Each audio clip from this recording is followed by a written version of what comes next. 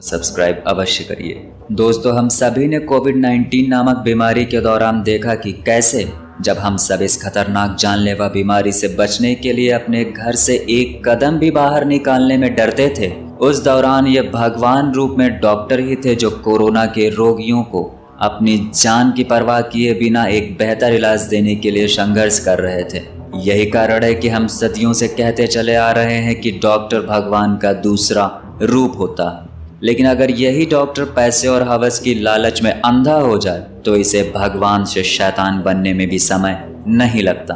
आज हम एक ऐसे ही डॉक्टर की बात करने जा रहे हैं जो पुणे से लगभग 125 किलोमीटर दूर सतारा में रहता था और जिसका नाम है डॉक्टर संतोष पॉल, जिसे डॉक्टर डेथ के नाम से भी जाना जाता है। संतोष पॉल का जन्म महाराष्ट्र के एक छोटे से गांव भांडुप में 4 नवंबर 1974 को हुआ था। इसके पिता गुलाब राय पॉल कंडक्टर के रूप में काम करते थे। पिता के रिटायर्ड होने के बाद पूरा परिवार ढोम नामक गांव वापस लौट गया। उस समय संतोष 5वीं कक्षा में पढ़ता था। उसकी बड़ी बहन संजीवनी ने बताया कि संतोष 3 भाई बहनों में सबसे ज़्यादा होशियार था। इंटर पास होने के बाद उसने bachelor of electropathy medicine and surgery की पढ़ाई की।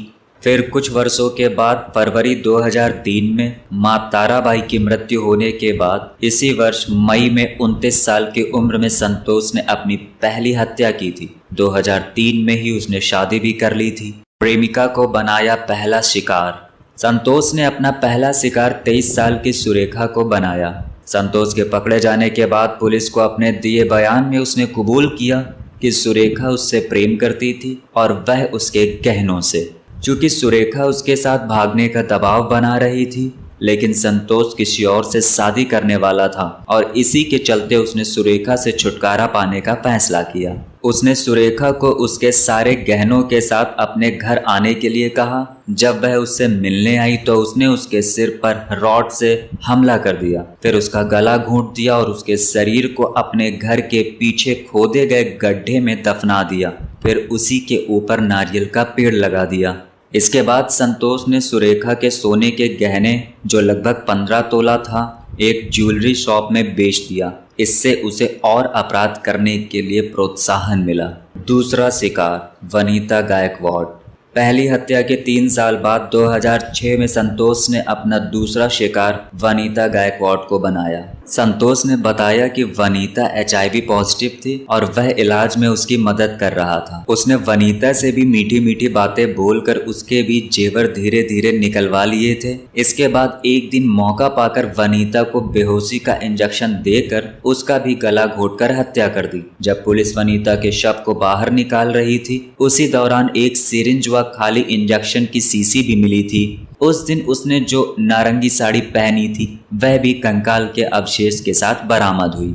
वनीता के रिश्तेदारों ने कहा कि वह रक्षाबंधन मनाने के लिए अपने भाई के पास गई थी, लेकिन वह कभी भी वापस लौटकर नहीं आई। क्योंकि संतोष पॉल एक भ्रष्टाचार विरोधी कार्यकर्ता था, इसलिए जहां उसकी तरफ उंगलियां उठती वहीं वह जांच अधिकारी के खिलाफ भ्रष्टाचार के आरोप लगाकर अधिकारियों का ध्यान भटकाने में कामयाब हो जाता था। इसी बीच 2005 से 2010 के बीच वह अपने गांव की ग्राम पंचायत का सदस्य भी था। स्थानीय लोगों के अनुसार वह लोगों को डराने के लिए अपने पद का दुरुपयोग करता था।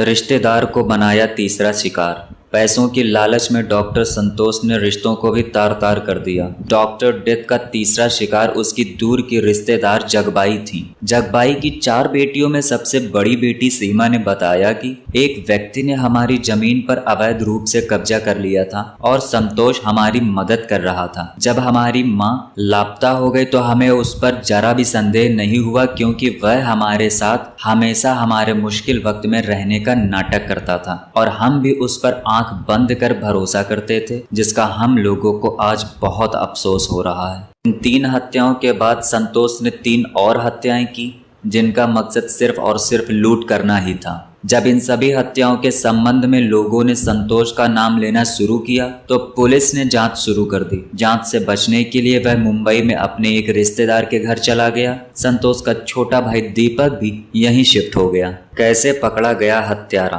5 हत्याएं करने के बाद संतोष पूरी तरह से बिना किसी डर व दबाव के स्वतंत्र रूप से अपना जीवन जी रहा था। उसने अपना आखिरी शिकार मंगला जेधे को बनाया। चूंकि संतोष और मंगला 1998 से 2003 के बीच एक रिश्ते में थे, बाद में इनका संपर्क टूट गया। मंगला ने अभी हाल ही में संतोष से संपर्क किया था क्योंकि उसे अपनी बेटी की डिलीवरी के लिए कुछ चिकित्सा सहायता की आवश्यकता थी। बदले में मंगला ने उसे 1,40,000 रुपए देने का वायदा किया था। डॉक्टर संतोष ने उसे नर्स ज्योति का नंबर दिया और कहा कि वह केवल ज्योति के ही नंबर पर कॉल करके उससे संपर्क करे। इसके बाद एक दिन डॉक्टर संतोष ने मंगला को अपने फार्म हाउस बुलाया और साथ ही नर्स ज्योति को भी। डॉक्टर संतोष ने मंगला को दवा का ओवरडोज दिया और फिर नर्स के साथ उसे अपने फार्म हाउस में ही दफना दिया। बस यही वह समय था जब डॉक्टर डेथ एक गलती कर बैठा। उसने मंगला को दफनाने के बाद नर्स ज्योति को उसका मोबाइल दे दिया। पुलिस ने अपनी जांच के आधार पर जब मंगला के मोबाइल को ट्रैक करने की कोशिश की तो पता चला कि वह मोबाइल नर्स ज्योति के पास है। इसके बाद ज्योति से पूछताछ में उसने सब कबूल कर लिया कि डॉक्टर डेथ ने ही मंगला की हत्या कर उसके शव को फार्म हाउस में दफना दिया है। बदबू न आए इसके लिए खोल रखा था पोल्ट्री फार्म। वैसे तो डॉक्टर डेथ लोगों को दफनाने के बाद उनके ऊपर नारियल का पेड़ लगा देता था। इसके बाद भी उस लाश के सड़ने के बाद उससे बदबू न फैले इसके लिए उसने एक पोल्ट्री फार्म भी खोल रखा था, जिससे मुर्गियों की तेज गंध से उस सड़ती लाश की गंध चली जाए। हत्याओं का यह सिलसिला ऐसे ही चलता रहा और संतोष हर हत्या के बाद जेसीबी बुलाकर फार्म हाउस में गड्ढा खुलवाता था और लोगों के पूछे जाने पर बताता कि उसे वहां नारियल का पेड़ लगाना है, लेकिन रात में उस जगह लाश दफनाकर नारियल का पेड़ लगा देता था। इसके बाद पुलिस ने सारे सबूतों को इकट्ठा कर 2016 में संतोष को पकड़कर जेल भिजवा दिया, जहां आज भी वह अपने गुनाहों की सजा काट रहा। तो यह थी संतोष की एक डॉक्टर से शैतान बनने की कहानी। आपको कहानी कैसी लगी कमेंट करके जरूर बताइएगा। मिलते हैं दोस्तों आगे एक नई कहानी के साथ। तब तक खुश रहिए, स्वस्थ रहिए। जय हिंद, जय भारत।